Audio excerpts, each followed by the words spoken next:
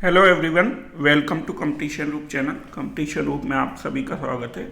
आज की इस वीडियो में हम डिस्कस करने जा रहे हैं जनरल अवेयरनेस से संबंधित 25 सबसे इम्पोर्टेंट जो प्रश्न हैं, क्वेश्चंस हैं, उनको यहाँ पर डिस्कस करेंगे। ये आपके SSC, CGL, UP PCS, RO, ARO, अन्य सभी कॉम्पिटिटिव परीक्षाओं के लिए इम्पोर्टेंट है। तो देर ना करते हुए आइए स्टार्ट कर लेते हैं। तो पहला जो क्वेश्चन है वो निम्नलिखित में से कौन सी सभ्यता अपने नगर नियोजन के लिए प्रसिद्ध है। तो नगर नियोजन के लिए जो सभ्यता प्रसिद्ध है वो है सिंधु घाटी सभ्यता। सिंधु घाटी सभ्यता, जिसको इंडस वैली सिविलाइजेशन कहा जाता है, और इंडस वैली सिविलाइजेशन का जो टाइम पीरियड है उसको ब्रोंज एज के नाम से भी जाना जाता है। ब्रोंज एज या कांस युग कहा जाता है। हिंदी में क्या बोलते हैं? कांस युग। ठीक है। नेक्स्ट है चोल राजाओं का शासन था। तो चोल राजाओं का जो शासन था वो कहाँ पर था? चोल राजाओं का शासन तमिलनाडु में।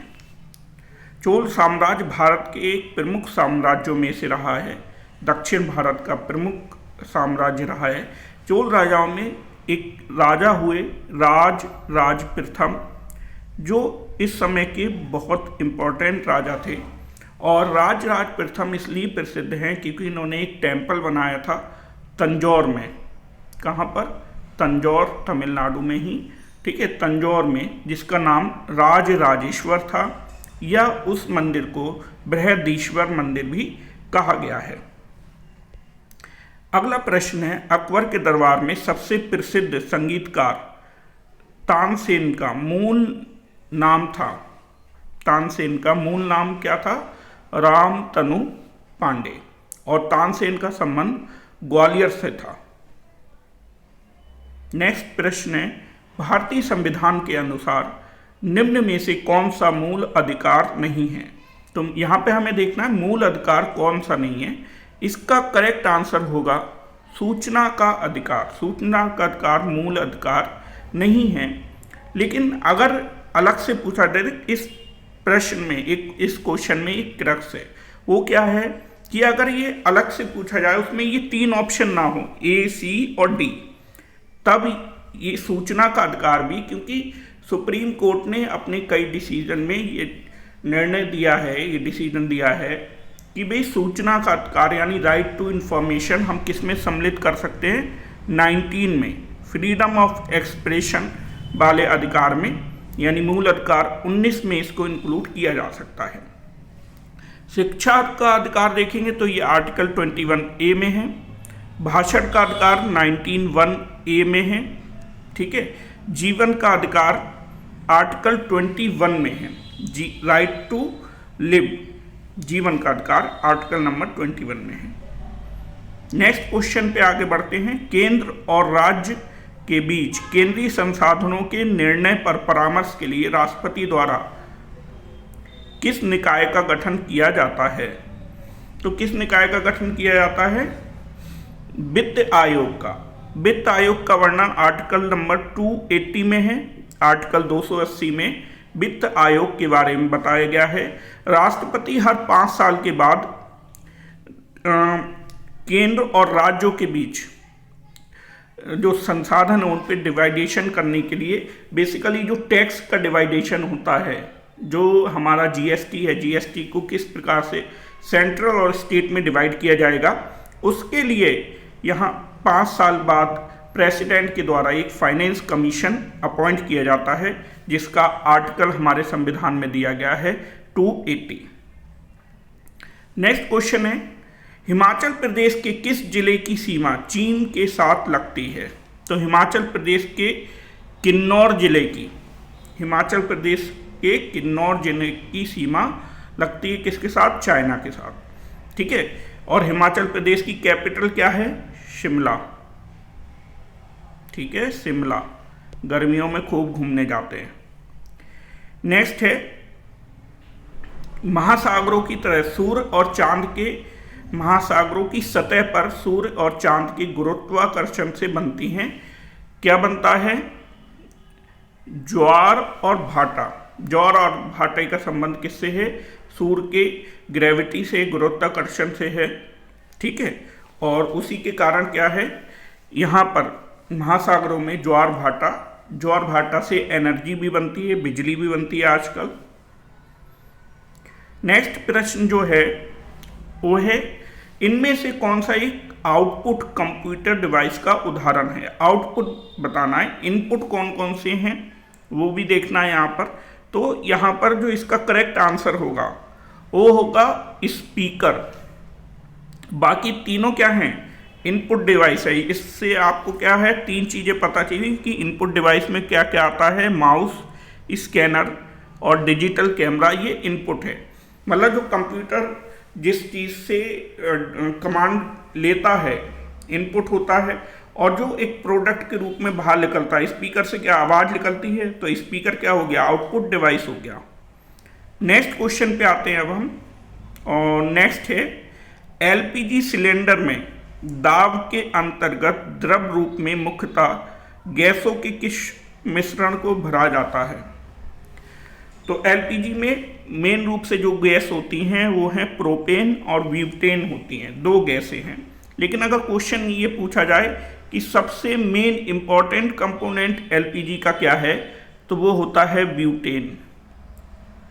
ब्यूटेन होता है। ठीक है, नेक्स्ट क्वेश्चन है, पानी से लोहा और मैग्नीज किस प्रक्रिया से हटाए जाते हैं?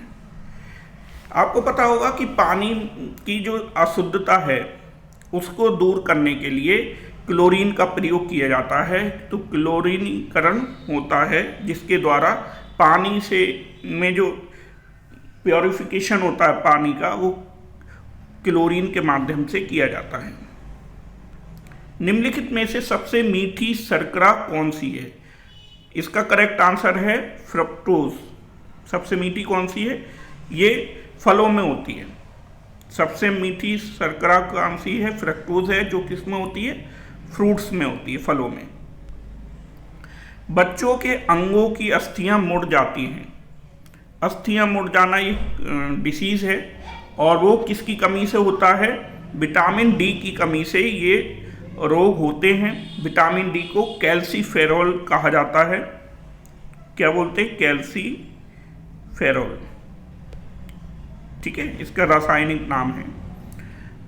अरक्तता में निम्नलिखित में से किसकी मात्रा कम हो जाती है? अरक्तता यानी एनीमिया, एक डिसीज होता है एनीमिया। ठीक है, और उसमें क्या होता है? अरक्तता में ब्लड में हीमोग्लोबिन, हीम एक रंजक होता है। ठीक है, हीम एक रंजक होता है, और ब्लड में इसकी कमी से, मतलब आयरन की कमी हो जाती है ब्लड में, हीमोग्लोबिन। नेक्स्ट है, हाइपरटेंशन शब्द किसके लिए प्रयोग किया जाता है? नेक्स्ट क्वेश्चन है, हाइपरटेंशन शब्द किसके लिए प्रयोग किया जाता है? तो पहला ऑप्शन है इसमें, हृदय की गति तेज होने के लिए, हृदय की गति धीमी होने के लिए, रक्तचाप के लिए, यानी ब्लड प्रेशर। रक्तचाप मतलब ब्लड प्रेशर। ठीक है, तो जब बीपी बढ़ जाता है, यानी बीपी बढ़ जाएगा, तो उस कंडीशन को क्या कहते हैं? हाइपरटेंशन कहते हैं। एक सामान्य मनुष्य का बीपी कितना होना चाहिए?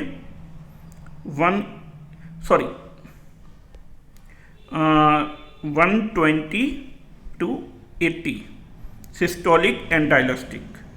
ठीक है, नेक्स्ट है क्वेश्चन, मानव रुधिर में कोलेस्ट्रॉल का सामान्य स्तर कितना होना चाहिए? 180 to 200 mg/%। इतना कोलेस्ट्रॉल होना चाहिए। अगर कोलेस्ट्रॉल बढ़ता है तो उससे क्या होता है? उससे हमारी जो ब्लड की धमनियां हैं उनमें जम जाता है ये कोलेस्ट्रॉल, और जिससे हमारा जो ब्लड का सर्कुलेशन है बॉडी में वो इफेक्ट करता है। उसकी वजह से और सारे डिसीज हमारी बॉडी में बढ़ने लगते हैं। नेक्स्ट क्वेश्चन है, महात्मा गांधी ने किस आंदोलन से भारतीय राजनीति में प्रवेश किया था? तो इसका जो करेक्ट आंसर है वो है चंपारण आंदोलन। महात्मा गांधी के द्वारा बिहार में चंपारण में एक आंदोलन किया गया था नील किसानों की मदद करने के लिए। तो वहाँ से भारतीय राजनीति में प्रवेश महात्मा गांधी का माना जाता है। ठीक है, नेक्स्ट क्वेश्चन है, भारतीय राष्ट्रीय कांग्रेस के किस अधिवेशन में कांग्रेस और मुस्लिम लीग का ऐतिहासिक मिलन हुआ था? तो लखनऊ अधिवेशन था, जिसमें कांग्रेस और मुस्लिम लीग की सलाह हुई थी। ठीक है, और जो उदारवादी थे और उग्रवादी, उनका भी मिलन इस भारतीय राष्ट्रीय कांग्रेस में लखनऊ अधिवेशन में हुआ था। क्योंकि आपको पता होगा 1907 के सूरत अधिवेशन में जो उदारवादी थे और उग्रवादी थे वो अलग अलग हो गए थे। और इस का जो समझौता करवाने वाले थे कांग्रेस और मुस्लिम लीग में, उसमें दो व्यक्ति सबसे ज़्यादा महत्वपूर्ण थे। पहले थे बाल गंगाधर तिलक और एनी बेसेंट। दो लोगों की महत्वपूर्ण भूमिका यहाँ पर रही है। नेक्स्ट क्वेश्चन है, करजन के वायसराय होने के दौरान निम्न में से कौन सी घटना नहीं घटी थी? तो करजन के समय ही बंगाल का विभाजन हुआ था, पुरातत्व विभाग की स्थापना हुई थी, द्वितीय दिल्ली दरबार करजन के समय किया गया था। बंगाल का विभाजन 1905 में। लेकिन यहाँ पर डी ऑप्शन है जो करेक्ट आंसर होगा, क्योंकि कांग्रेस की स्थापना 1885 में की गई थी, 1885 में। ठीक है, नेक्स्ट क्वेश्चन है, मोतीलाल नेहरू और सी आर दास ने स्वराज पार्टी बनाई थी। तो स्वराज पार्टी बनाई थी किस आंदोलन के बाद बनाई गई थी? ये क्वेश्चन है। तो इसका करेक्ट आंसर होगा असहयोग आंदोलन के बाद। क्यों बनाई थी? क्योंकि एक घटना हुई थी असहयोग आंदोलन के दौरान, जिसको बोलते हैं चौरी चौरा। चौरी चौरा, चौरी चौरा, जहाँ पर कुछ भीड़ ने कुछ सिपाहियों को एक पुलिस थाने को आग लगा दी थी, जिसमें कुछ सिपाही मर गए थे, जिसकी वजह से महात्मा गांधी को बहुत दुख हुआ था। क्योंकि वो अहिंसा को बिल्कुल ही, अहिंसा के मतलब कट्टर समर्थक थे और हिंसा को बर्दाश्त नहीं करते थे, इसलिए उन्होंने उस आंदोलन को वापस ले लिया था, जिसकी वजह से महात्मा गांधी की आलोचना भी हुई थी बहुत। नेक्स्ट प्रश्न है, हम देख लेते हैं। नेक्स्ट प्रश्न है,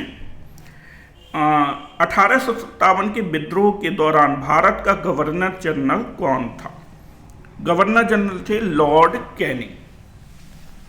गवर्नर जनरल कौन थे? लॉर्ड कैनिंग थे। क्योंकि डलहौजी की एक नीति थी, विलय की नीति, जिसके तहत उन्होंने भारत के जो राजे रजवाड़े थे उनकी रियासतों को ब्रिटिश कंपनी में मर्ज करना प्रारंभ कर दिया था, जिसकी वजह से ये 1857 के विद्रोह का एक महत्वपूर्ण कारण माना जाता है। लॉर्ड मेयो ने मेयो कॉलेज बनाया था अजमेर में। ठीक है, तो कैनिंग, यहाँ पर 1857 के विद्रोह के दौरान भारत का गवर्नर कौन था? लॉर्ड कैनिंग था। अगला प्रश्न है, निम्नलिखित में से अंतर्राष्ट्रीय दिनांक रेखा यानी इंटरनेशनल डेट लाइन पूछी है, तो इसका करेक्ट आंसर कौन सा होगा? 180 देशांतर। ये क्या होती है? इंटरनेशनल डेट लाइन होती है। ठीक है, इंटरनेशनल डेट लाइन है 180 देशांतर डिग्री। तो यहाँ क्या है, ये जो जनरल अवेयरनेस के क्वेश्चन है, इसमें आपको बहुत फास्ट आंसर करना होता है, क्योंकि हम यही एक ऐसा पोर्शन है मैथ रीजनिंग के अलावा जिसको हम बहुत जल्दी अपना कंप्लीट कर सकते हैं पोर्शन। और इसमें हम ज़्यादा टाइम वेस्ट नहीं कर सकते, क्योंकि इसमें आपको या तो आता होगा या तो आप रिमाइंड कर सकते हो या नहीं कर सकते हो, वो 5 सेकंड का काम है। तो जितनी जल्दी आप इस जनरल अवेयरनेस के पोर्शन को निपटाएंगे तो आपके बाकी पोर्शन में आपको टाइम मिल जाएगा। ठीक है, नेक्स्ट है, कन्याकुमारी से कोलंबो जाने के लिए क्या पार करना पड़ता है? तो मन्नार की खाड़ी को पार करना पड़ेगा, मन्नार की खाड़ी को। नेक्स्ट है, उष्ण कटिबंधीय वर्षावन प्रचुर मात्रा में वर्षा होती है। उष्ण कटिबंधीय वर्षावनों में क्या है? प्रचुर मात्रा में वर्षा होती है और ये प्राकृतिक वनस्पति में समृद्ध होते हैं, यानी यहाँ पर काफ़ी मात्रा में प्राकृतिक संपदाएं पाई जाती हैं। नेक्स्ट प्रश्न है, निम्नलिखित में से कौन सा संसाधन नवीकरण योग्य होता है? तो नवीकरण योग्य जो संसाधन है वो है इमारती लकड़ी। ठीक है, इमारती लकड़ी यानी रिन्यूअल है, ये दोबारा से पेड़ पौधे उगाए जा सकते हैं। लेकिन यूरेनियम, कोयला और नेचुरल गैस ये क्या है, लिमिटेड है, सीमित है। यूरेनियम को अभी ऊर्जा का बहुत ही ज़्यादा इम्पोर्टेंट साधन माना गया है, लेकिन इसके भी ड्रॉबैक सामने आने लगे हैं। इसलिए अब हाइड्रोजन की तरफ, इलेक्ट्रिक व्हीकल्स की तरफ आगे बढ़ा जा रहा है। कोयला धीरे धीरे ख़त्म ही हो रहा है, कोल एनर्जी को वैसे भी प्रतिबंध लगाया जा रहा है हर जगह। नेचुरल गैस अभी काफ़ी मात्रा में उपलब्ध है। इस सीरीज का लास्ट प्रश्न है, नीली और श्वेत क्रांति किससे संबंधित है? तो जो नीली और श्वेत क्रांति है वो मत्स्य पालन और डेयरी उद्योग से संबंधित है। ये जो दोनों ही उद्योग हैं ये प्राथमिक क्षेत्र के सबसे महत्वपूर्ण उद्योग हैं। नीली और श्वेत क्रांति इससे संबंधित है। कृषि का संबंध, एग्रीकल्चर का संबंध इससे नहीं है, इन दोनों क्रांतियों से। ठीक है, एग्रीकल्चर का संबंध है हरित क्रांति से। एग्रीकल्चर की जो क्रांति हुई इसको क्या बोलते हैं, हरित क्रांति। तो ये हमारे मोस्ट इम्पॉर्टेंट 25 क्वेश्चन हैं, और ये केवल 25 क्वेश्चन नहीं है, इन क्वेश्चनों से आपको बहुत सारे एक्स्ट्रा फैक्ट भी यहाँ पर देखने को मिलेंगे आपको, और ये आपके कम से कम मैं गारंटी देता हूँ 50 क्वेश्चन आपके तैयार करवा देंगे यहाँ पर। ठीक है, तो इसीलिए इस वीडियो को आप पूरा देखें। पूरा नहीं देखेंगे तो आप वीडियो को समझ नहीं पाएंगे। पूरा देखें, और मिलते हैं नेक्स्ट वीडियो में। और वीडियो आपको अच्छा लगा हो तो वीडियो को लाइक कर दो, शेयर कर दो।